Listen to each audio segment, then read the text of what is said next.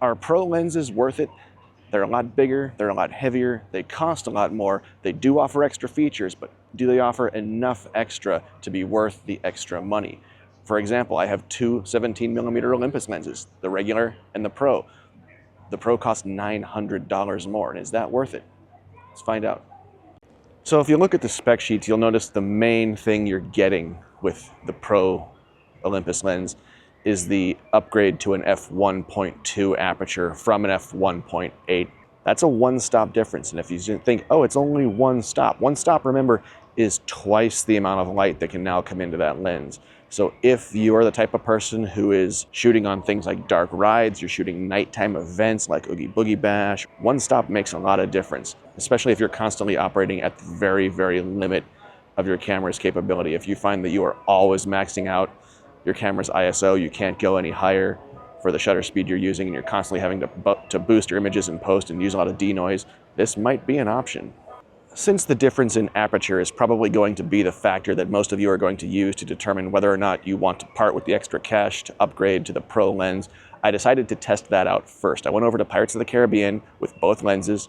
I first rode the ride with my f1.8. Then when I got off the ride, I changed lenses and got back on with the f1.2 Pro version. I used the same settings on both rides. So I used my custom dark ride mode that I've created for my OM1 Mark II.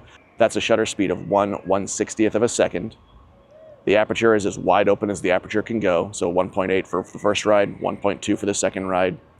I used spot metering and auto ISO. And I set the auto ISO ceiling at ISO 25,600. I didn't feel the need to really max out the camera. I think it was still important to have a usable upper limit for the test. If I did pure manual and locked everything, including the ISO, the only difference you would see is the f1.8 images would be darker than the f1.2. So I wanted to give the camera the ability to make some changes and see what it could do with that extra light and what kind of different results you might possibly get from that extra light. And so what I found in the test was there were a lot of parts of the ride where the f1.2 versus f1.8, I was still maxed out on my ISO. I was still going all the way to ISO 25,800.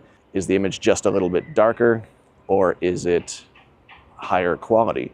In the well-lit parts of the attraction, you could see that the camera did not have to select as high of an ISO in order to get what it considered to be an ideal exposure based on what it metered from the spot metering. You're getting, ISO values 6,400, 8,000, 12,000, whereas with the f1.8 you were getting ISO values 12,000, 16,000, 25,000. So definitely the camera is able to make use of that additional light. Now, does that really affect your image quality on a really, really dark ride on every single shot? No, it doesn't. On the well-lit scenes, you can still get good shots with the f1.8. You don't need that extra stop. Where you really need it is the really dark parts of the ride where the camera is going to be maxed out no matter what. And so you want to give the camera as much light as you can to give it something to work with. All right, so here's a comparison of the two lenses. Here's first the f1.8 version. Look how tiny this thing is. It's itty bitty. It's the size, feels like it's the size of a shot glass. 46mm filter diameter. It does have the manual focus clutch, so you can just pull this back and manually focus. It is not weather sealed.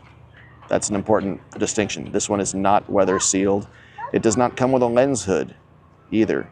Minimum focus distance is 0.25 meters or 0.82 feet. For the size, the weight, and the cost of this lens, this is a bargain. This is a really good lens. And then here's the Pro version. First, let's look at the size difference. It's at least twice as long, a little bigger in diameter, definitely heavier. I'll put the weights up here on the screen so you can compare the weights. This one has a 62mm filter diameter. This one also has the manual focus clutch. The barrel is bigger, easier to grip because the lens is bigger. That makes sense. You can see f1.2 and it says Pro on it. And what's our minimum focus distance on this one? It does not say on the lens. This lens also comes with a few additional features. That Pro means that it is all metal. It is weatherproof, it is dustproof, it is freeze-proof, it is splash-proof, it is rain-proof. I've shot with this in the rain, on the coast, on wet rides and theme parks. It does just fine. It has this little lens function button. This is a programmable custom function button. You can make that do whatever you want. I don't really use it for anything, but it's a cool option to have. It also comes with a lens hood, which is really nice. And it is a locking lens hood. So you put it on, you tighten it, and you hear it click, and it does not come off. Gives a lot of protection to the lens, both physically and from light. And here's what they look like on the camera body itself. So here's the f1.2 Pro on the OM1 Mark II body. It looks nice. It balances well. It's just about perfect, actually. And then here's the 1.8 on the camera body. Very small, very compact. Feels like it cuts the weight of the camera in half. It probably doesn't. It just feels that way because the balance point is so much farther back. Really, really low profile.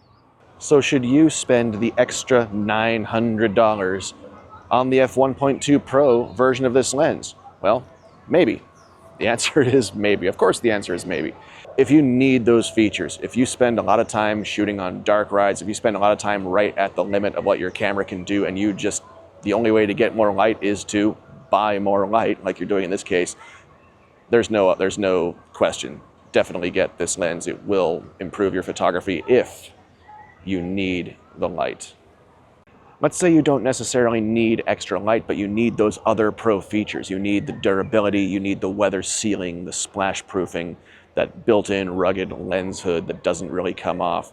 If you need those features because you're using that camera hard in challenging environments all the time, it's definitely worth the money, because if you use that smaller lens in those conditions long enough, you might experience a failure at some point. Water gets into it, you're gonna drop it, you're gonna smash it against something.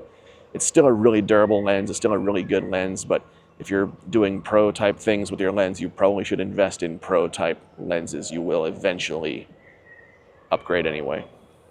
It's possible that you might not need those pro features if you're not constantly shooting in very, very low light and constantly running up against the limits of your camera system.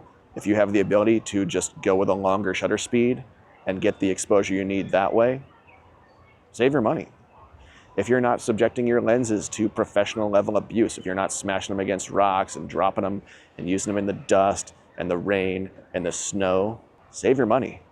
If you have a smaller camera body, maybe you have an OM5, you have a pen, this big f1.2 lens is gonna feel really awkward, and that camera's gonna feel really, really front heavy. And those cameras don't have much of a grip to begin with. And so it's not gonna be very fun and very comfortable and very ergonomic to carry that lens. If you're traveling, you're going on a trip, you've got your camera body, maybe you've got a couple of zoom lenses because you want some versatility for the trip, but you think, oh, it would be nice to have something for in case I go on some low light. I'm going to Disney World. I want to shoot something on the dark rides. For $350, $400, it's a great second lens to throw in your bag. It weighs nothing. It takes up almost no space. And now you've got that little fast prime that you can just pop onto your camera and use it when the situation calls for it, when you need that little bit of extra boost in low light. So that's about all I have for this video. I wanted to keep it short. I wanted just to hit the main points. Is this lens worth it? For me, yes. This 17mm, I love that focal length. I think it's the best focal length for dark rides at Disneyland, Disney World, most other places. I do this a lot. I really enjoy taking high quality images on dark rides in challenging environments. And so for me, after a while, I saw that it was going to be worth it. I was going to get a higher quality result by purchasing that lens. Now that's my use case. That might not be true for you. So don't just run out and buy this lens because it's what I use. Really look at the type of photography you do, the type of photography you want to do. Look at your budget. There are a lot of other things you could do with $900 extra. There are other ways you could upgrade your photography, or other ways you could upgrade your travel experience. I think I'm going to wrap up the video here. Thanks for watching.